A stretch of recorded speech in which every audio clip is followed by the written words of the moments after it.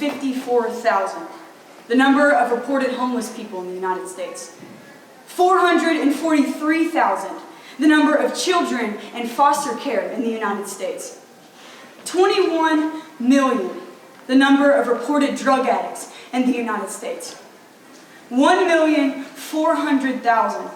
The number of attempted suicides in the United States in 2017. Broken people. And how many of them have you just walked past? How many have I just walked past? In Mark 2:17, Jesus said to them, "It's not the healthy that need a doctor, but the sick. I haven't come to call the righteous, but sinners." You see, Jesus, he came for the broken people. He came to save sinners and reach the lost. And when he left this earth, he left us with that responsibility. But we have to understand that we will never be able to reach the people we don't first see. Because that is exactly what Jesus did. He saw people. Matthew 9:36 says, seeing the people, he felt compassion for them because they were distressed and dispirited like sheep without a shepherd. Mark 10:21 says, looking at him, Jesus felt a love for him. Luke 7:13 says, when the Lord saw her, his heart broke. When was the last time you looked so deeply at a broken person that it broke you? Yesterday? Last week? Ever?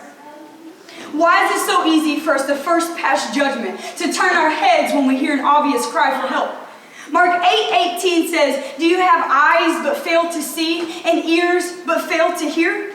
Is the problem that you're so focused on your own life that you're not noticing those around you? Is it that you can't see past a person's sin, what they've done, or who they've been? Or are you so fixated on the picture that the world has painted people to be that you can't even see who God says that they are? 1 Samuel 16:7 says, but the Lord said to Samuel, do not consider his appearance or his height, for I have rejected him. The Lord does not look at the things that people look at. People look at the outward appearance, but the Lord looks at the heart. You see, nothing ever stopped Jesus from seeing straight through a person into their heart. The woman at the well was an outcast. Legion was possessed, erratic, dysfunctional. Zacchaeus was a thief. The leper was diseased. My parents were drug addicts. My parents were selfish. My parents were absent. But he still saw them. Yes. The beginning of this year, God began speaking to me about my parents. He said, if I ever want to reach them, I have to first see them. And I said, what do you mean, God? What do you mean I need to see them? And he said, you have to see them, patience.